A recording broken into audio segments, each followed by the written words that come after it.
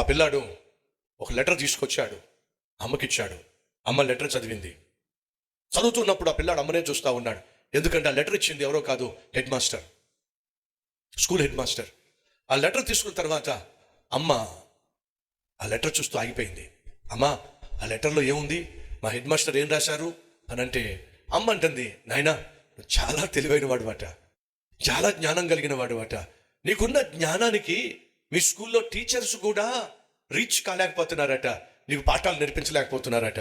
వాళ్ళు చెప్పింది ఏమిటంటే, మీ అబ్బాయి చాలా జ్ఞానం గలవాడు, వాడుకున్న జ్ఞానాన్ని మేము అందుకోలేకపోతున్నాం, కాబట్టి మేము వాడికి నేర్పించగలిగిన పాఠాలు మా వల్ల కావడం లేదు. నువ్వే ఇంటి దగ్గర పెట్టుకొని మీ అబ్బాయికి పాఠాలు నేర్పించు, ఆ జ్ఞానం మాకు ఆ జ్ఞానం చాలా గొప్ప జ్ఞానం అని చెప్పి నిన్ను ఇంటికి పంపించారా. రేపటి నుంచి నేనే నీకు పాఠాలు నేర్పిస్తా. అవునమ్మా, అంత జ్ఞానం నాకుందా? అదేరా వాళ్ళు చెప్తుంది, నీ జ్ఞానాన్ని వాళ్ళు రీచ్ కాలేకపోతున్నారట, కాబట్టి రేపటి నుంచి నేనే పాఠాలు నేర్పిస్తాను. తల్లి ఒళ్ళో కూర్చోబెట్టుకొని 2 చేతులు జోడించి పిల్లాడి చేత 2 చేతులు జోడింపచేసి, ప్రభా నా కుమారుని నీ చేతిలో పెడుతున్నానయ్యా, నీ జ్ఞానంతో నింపయ్యా, నీ జ్ఞానంతో నింపయ్యా, నీ జ్ఞానంతో నింపయ్యా ప్రార్థన చేసింది. ఆ పిల్లాడు పెరిగాడు, పెద్దవాడయ్యాడు.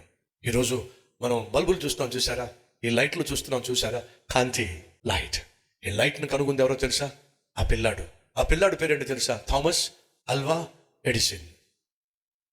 అతడు గొప్ప సైంటిస్ట్ అయ్యాడండి, ప్రపంచాన్నే వెలిగించేశాడండి.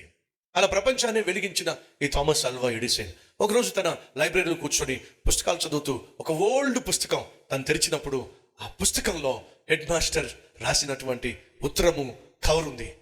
అరే, ఇది నా చిన్నప్పుడు మా హెడ్ మాస్టర్ ఇచ్చిన ఆ కవర్ కదా అని చెప్పి ఆ కవర్ తీసి చదవడం మొదలుపెట్టాడు.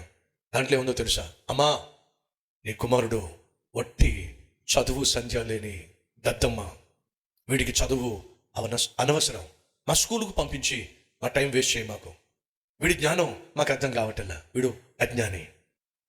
కనుక ఇలాంటి అజ్ఞానిని కన్నావేమిటమ్మా, మేము చదువు చెప్పలేము, వాడికి చేతనైతే నువ్వే చదువు చెప్పు అని ఉందండి ఆ ఉత్తరంలో. అది పట్టుకున్న థామస్ అల్వా ఎడిసన్ చేతులు వణిగిపోయాయండి, కళ్ళల్లోంచి కన్నీళ్ళు ఉబ్బుక్కుంటూ వచ్చినాయండి.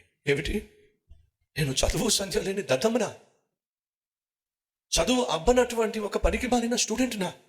మరి మా అమ్మేమో నేను మహాజ్ఞానిని అని చెప్పి ప్రతిరోజు ప్రార్థన చేసి, మహాజ్ఞానిని అని చెప్పి ఏ విధంగా ప్రార్థన చేసింది?